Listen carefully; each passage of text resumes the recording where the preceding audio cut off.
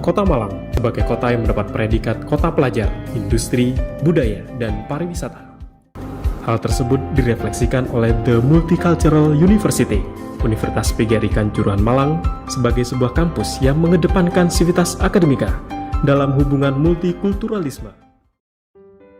Berdiri di tengah-tengah kota santri Lombok Barat, Institut Agama Islam Nurul Hakim merupakan salah satu perguruan tinggi Islam swasta di Nusa Tenggara Barat. Dikelilingi oleh lebih dari 8 pondok pesantren di Kecamatan Kediri, Institut Agama Islam Nurul Hakim bercita-cita memadukan tradisi ilmiah kampus dan nilai-nilai spiritualitas pesantren. Assalamualaikum warahmatullahi wabarakatuh. Selamat pagi, salam sejahtera. Kita bertemu lagi dengan mata kuliah akuntansi internasional. Khusus untuk mata kuliah akuntansi internasional ini ada kekhususan ya, ada keistimewaan karena pengampu mata kuliah ini akan ada 2. Saya Ibu Irma Tiasari dan dari Institut Agama Islam Nurul Hakim Lombok, yaitu Ibu Efrita Putri MA. Pada kesempatan ini untuk mata kuliah akuntansi internasional, ya, ini kita juga keistimewaannya adalah mata kuliah ini dipilih sebagai salah satu mata kuliah untuk program daring kolaboratif. Jadi daring kolaboratif antara Universitas PGRI Kanjuruhan Malang, Prodi Akuntansi, dan dari Institut Agama Islam Nurul Hakim Lombok. Baiklah, yang pertama kita akan berkenalan dulu ya dengan dosen pengampu mata kuliahnya. Nah, di sini ada Ibu Efrita Putri, ya. Itu ada fotonya di sana. Kemudian saya sendiri, Ibu Irma Tiasari.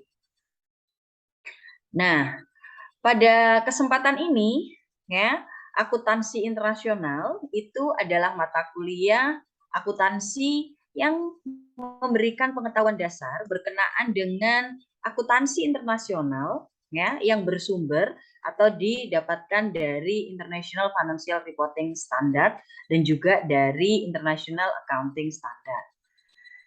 Di dalam mata kuliah ini nanti kita akan mendiskusikan tentang pokok-pokok penting ya standar akuntansi internasional yang diadopsi oleh negara-negara G20 maupun negara-negara lain yang ada di dunia.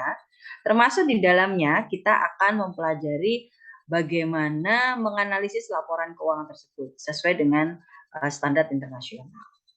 Nah, termasuk Indonesia ya dengan standar akuntansi keuangan yang dimilikinya itu juga menjadi bagian dari yang kita pelajari. Di dalam mata kuliah ini kita akan menggunakan pendekatan case method dan problem based learning sebagai pengalaman belajar Anda agar lebih menarik, agar bisa menggali potensi-potensi yang Anda miliki, agar kreativitas Anda juga keluar ya. Dengan demikian akan bisa membangun soft skill bagi Anda dan dengan pendekatan inilah Anda juga akan menjadi central of learning. Jadi Andalah sebagai pusat dari proses belajarnya. Ya. Nah, di dalam proses pembelajaran ini nanti akan kita kombinasikan berbagai macam metode. Ada class discussion, ada class teaching, ada project class dan sebagainya ya.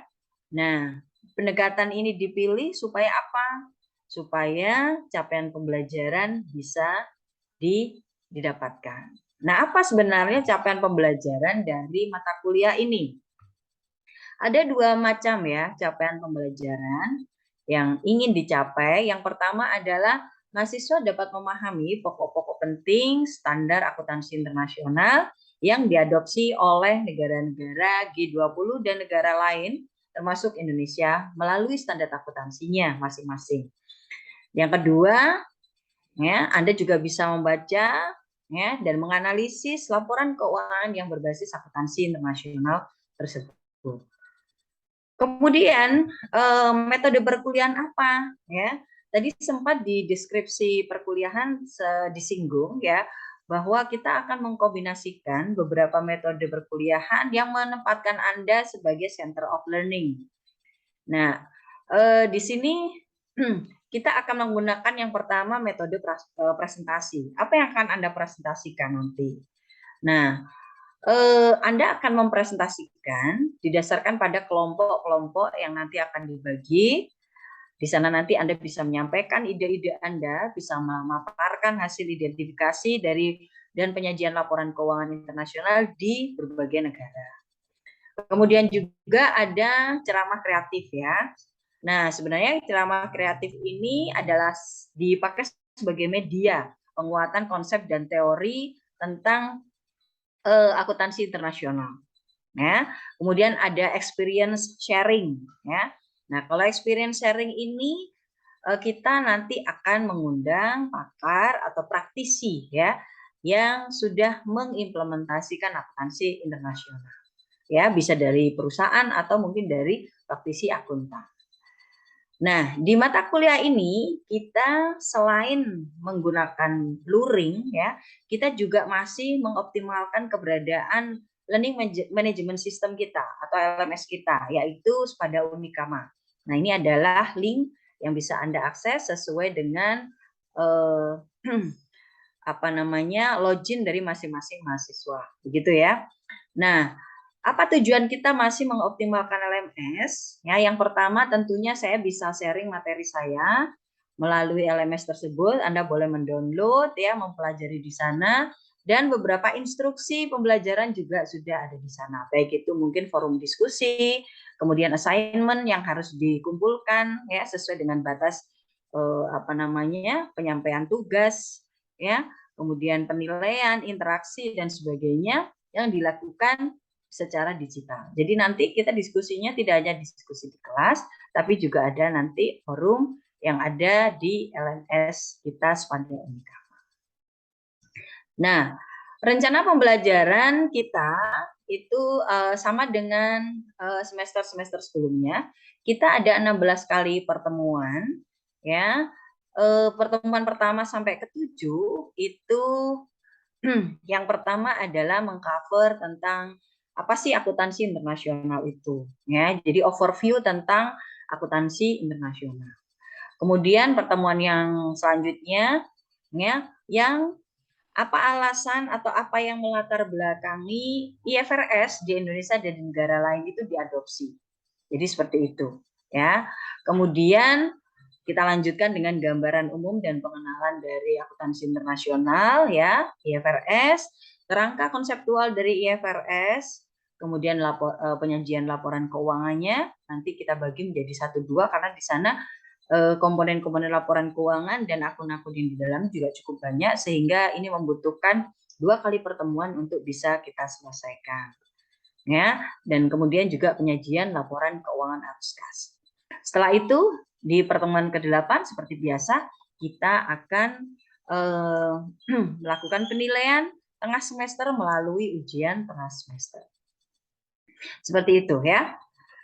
Kemudian untuk pertemuan ke-9 dan ke-15 ya, maka materi yang akan kita bahas adalah laporan keuangan terpisah dan laporan konsolidasi ya. Kemudian pengungkapan pihak-pihak yang berkepentingan, kemudian pengungkapan kejadian penting setelah tanggal neraca. Juga ada topik tentang pengungkapan kebijakan akuntansi ya, perubahan estimasi akuntansi dan kesalahan. Ya. Kemudian juga yang lebih spesifik ya adalah pengukuran nilai wajar, instrumen keuangan dan isu-isu lainnya ya terkait implementasi IFRS di Indonesia. Nah, tepat di pertemuan ke-16 kita akan lakukan ujian akhir semester. Jadi seperti itu ya materi ya dan metode yang akan kita gunakan. Nah, untuk instrumen penilaian di akhir semester, apa saja yang jadi pertimbangan kami? Ya, yang pertama adalah berkaitan dengan kehadiran dan keaktifan Anda di kelas, ya. Kemudian yang kedua berkaitan dengan tugas-tugas, baik itu tugas individu maupun kelompok. Kemudian ada ujian tengah semester dan ada ujian akhir semester. Nah, di sini untuk mendukung ya kelancaran dari kegiatan kita perkuliahan akuntansi internasional, ada referensi yang bisa Anda gunakan sebagai bahan belajar ya. Walaupun nanti di setiap pertemuan tetap kami akan menyajikan materi-materi dari rangkuman yang kami ambil ya. Untuk referensi wajibnya dari Introduction and Application of IFRS Ewin Becker 2017 ya, ini produksi dari John Wiley and Sons New Jersey. Nah, untuk buku pendukung yang lainnya itu bisa mungkin Anda boleh baca-baca buku IFRS yang lain, atau juga mungkin ya kita akan kombinasikan dengan handout PPL IAPI, karena setiap bulan IAPI pasti ada namanya PPL ya, pendidikan profesi lanjutan. Nah, untuk materi-materi yang relevan nanti bisa kami adopt dari sana untuk ditambahkan sebagai materi Anda. Ya, pertimbangan kami memilih PPL laporan handout dari PPL ini karena biasanya kalau IAPI itu selalu update ya, selalu ada apa aja perubahan-perubahan yang terjadi. Nah, itu bisa kita update di situ ya. Nah, itu mungkin ya yang berkaitan dengan pertemuan kita pada hari ini ya. Nanti untuk selanjutnya kita akan bahas tentang overview akuntansi internasional. Demikian ya dari saya, terima kasih. Salam sehat dan terus semangat ya. Salam hebat dan ya sukses selalu. Saya akhiri. Wassalamualaikum warahmatullahi wabarakatuh.